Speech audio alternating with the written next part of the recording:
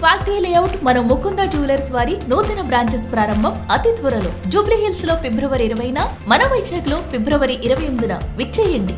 గత నెల 30వ తేదీన తన పిల్లలతో కలిసి ఆత్మహత్య చేసుకున్నటువంటి విజయశాంతి రెడ్డి కేసు దర్యాప్తు అయితే కొనసాగుతూ ఉంది. ఈ దర్యాప్తుకు సంబంధించి రైల్వే డివిజన్ డిఎస్పీ జావేద్ ఉన్నారు, ఒకసారి మాట్లాడదాం. సార్, కేసు దర్యాప్తు కొనసాగుతూ ఉంది ఒక పక్క, మరో పక్క సోషల్ మీడియాలో ఒక వార్త వైరల్ అవుతూ ఉంది. తన పెంపుడు కుక్క చనిపోవడంతో ఇదంతా తీసుకోలేక విజయశాంతి రెడ్డి ఆత్మహత్య చేసుకున్నారంటూ కూడా సోషల్ మీడియాలో పెద్ద ఎత్తున వార్తలు వైరల్ అవుతున్నాయి సార్. సోషల్ మీడియాలో వాళ్ళు ఎట్లా వాళ్ళకు ఇన్ఫర్మేషన్ వస్తుంది, ఎవరు చెప్తున్నారు మాకు అయితే తెలియదు. ఈ విషయంలో కూడా మేము విజయరెడ్డి మదర్తో మాట్లాడినాం, వాళ్ళ బ్రదర్తో కూడా మాట్లాడినాం. అలాంటి ఏం లేదు అంటున్నారు వాళ్ళు. సార్, ఇది ఎఫ్ఎస్ఎల్ రిపోర్ట్ ఎప్పుడు వస్తుంది సార్?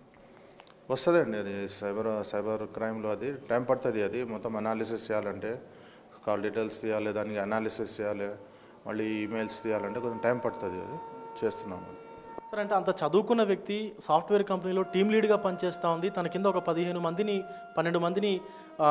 అంటే లీడ్ చేస్తూ పనిచేస్తున్నటువంటి వ్యక్తి ఇంతటి ఘాతుకానికి పాల్పడడం, అది కూడా తన పిల్లల్ని తీసుకెళ్లడం వెనుక బలమైనటువంటి కారణాలు ఏమైనా ఉండొచ్చు అంటారా? ఏ కారణం లేకుంటే అంత ఎక్స్ట్రీమ్ స్టెప్ అయితే తీసుకోరు, కానీ కారణాలు ఏమున్నాయి అనేది మనకు ఎలాంటి వస్తలేవు. అది వాళ్ళ పేరెంట్స్ దగ్గర నుంచి, లేకుంటే ఇన్లాస్ గురించి, లేకుంటే వాళ్ళ గ్రూప్ మెంబర్స్ గురించి లోకల్ కూడా ఎంక్వైరీ చేస్తున్నాం.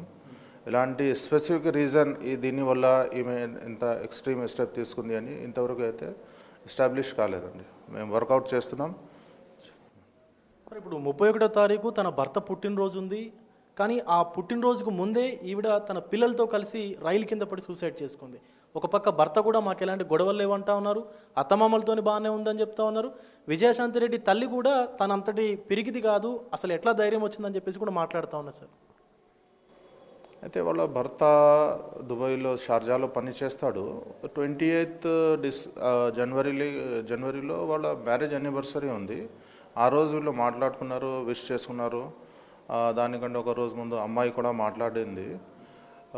ఆ రోజు కూడా అది ఎర్లీ మార్నింగ్ కదా, 31st, అది ఎర్లీ మార్నింగ్. అది ఆయన దాని గురించి వెయిట్ చేస్తున్నాడంట. ఇంతవరకు ఎందుకు ఫోన్ రాలేదు అని వెయిట్ చేస్తున్నాడు భర్త అక్కడ, ఆ ఫోన్ గురించి అని. రాత్రి ఈ ఇన్సిడెంట్ అయిపోయింది.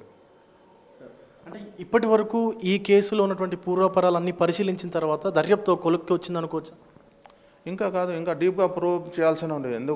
ఎందుకంటే మనకు ఎలాంటి ఎవిడెన్స్ వస్తలేదు కదా, ఎంక్వైరీ చేస్తే కూడా ఎలాంటి క్లూజ్ వస్తలేదు, ఇన్ఫర్మేషన్ వస్తలేదు, అంటే దేనివల్ల ఈమె చేసింది అని ఇంకా డీప్గా ప్రూవ్ చేయాల్సిన ఉంటుంది. వాళ్ళ సిడిఆర్ అనాలిసిస్ చేసి ఎవరితోని ఎక్కువ మాట్లాడారు, ఎవరితోని అంటే ఫ్రెండ్స్ ఉన్నారా, వాళ్ళు ఎవరు ఉన్నారు, అందరితో విచారించాలి. వాళ్ళ బ్యాక్గ్రౌండ్ చూసుకోవాలి. ఎలాంటి ఆమెకి థ్రెటనింగ్ ఉందా, బ్లాక్మెయిలింగ్ ఎవరైనా చేస్తున్నారా, మానసికంగా బ్లాక్మెయిలింగ్ చేస్తున్నారా, లేకుంటే ఫైనాన్షియల్గా ఎవరైనా బ్లాక్మెయిల్ చేస్తున్నారా, ఎందుకు ఆమె అంత ఎక్స్ట్రీమిస్ట్ స్టెప్ తీసుకుంది అని డీప్గా టైం పడుతుంది. డీప్గా దీనికి ఎంక్వైరీ, ఇన్వెస్టిగేషన్ చేయాల్సిన ఉంటుంది. సో ఇటు విజయశాంతి రెడ్డి చనిపోవడమే కాకుండా తన ఇద్దరు పిల్లల్ని కూడా బలవన్మరణానికి అయితే ఒప్పించి ట్రైన్ కింద ముగ్గురు కూడా ఒక పిడికిళ్ళు పట్టుకొని, ఒకళ్ళ చేతులు ఒకళ్ళు పట్టుకొని ట్రైన్కి ఎదురెళ్ళి ప్రాణాలు కోల్పోయినటువంటి సందర్భం అయితే కనిపిస్తూ ఉంది. ఇటు డిఎస్పీ జావేద్ కూడా చెప్తా ఉన్నారు, ఈ కేసుకు సంబంధించిన పూర్వాపరాలన్నీ కూడా పరిశీలిస్తూ ఉన్నాము. సో ఆవిడకు క్లోజ్గా ఉన్నటువంటి వ్యక్తులందరినీ కూడా మేము ఎంక్వైరీ చేస్తున్నామంటూ కూడా చెప్తా ఉన్నారు. మరి కొద్ది రోజుల్లోనే కేసుకు సంబంధించినటువంటి ఆధారాలన్నీ కూడా బయటపెట్టి కేసుని క్లోజ్ చేస్తామంటూ కూడా డిఎస్పీ అయితే చెప్తా ఉన్నారు. వీడియో జర్నలిస్టు వంశీతో విజయ్, బిగ్ టీవీ, సికింద్రాబాద్ నుండి.